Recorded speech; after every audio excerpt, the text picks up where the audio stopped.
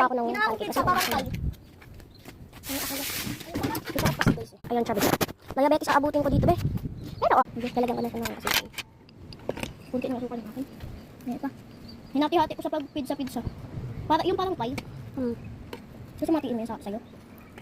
Parang ganun. Ako na. Hoy. Hatiin mo lang ganito ba? Gagamitin ko pa yan eh. Kailan ko yan. So, hatiin ko siya guys para ano. Ano ba yung pagkurol na? Grabe. Nakalisin mo. Bibidyosan natin. Tinin kasi hindi na uso yun. Okay lang. Papakita ko sa inyo yung akin guys. Pipoy, binagburan mo naman. Paano to, te? Paano to ano? Ito yung akin guys. Ting. Tapos nalaglag. Masarap siya guys. Napakasarap. Siya oh. Kain ka. Mapurol talaga yan. Kuha ng isang slice. Ako hindi ko ginagawa yan. Gagawin ko lang.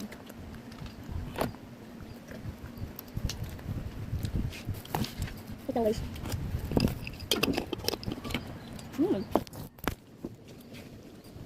Ang mo kasi ito. Dumapil pa! Umabot pa! Yung tatay niya. Umabot ka pa! Ang sarap pancake! Umabot ka pa! Ayun ka! What do you mean by umabot na siya? Umabot ka sa motor. What do you mean by? Imbes na sa akin na lang yun. Dumating ka pa, may kahati pa ako. Ang sarap. So confirm, nakadalawat kalahati ako. Bakit dalawat kalahati? Ayaw mo na yan? Hindi ko alam kung mag-isa pa ako. Yun yung cake sa amin guys. Ang sarap. Ay. So yun yung hati ko. Hati kayo ng anak mo. Hoy, lagyan mo na lang yung asukal. May kakaalat yun eh. Yes. Wow, suot. Masarap kami ano? Sukal. Maluya. Hindi, Saging. Ay, masarap naman. Sa amin, nagtitinda lang ganyan. Candy yan. Ito pa yung kalahati. Sila na sinunod talaga mo. Ha? Ano nabili mo? Hindi mo, yung mga pinlag. Magkano? 120, pilit ka pa.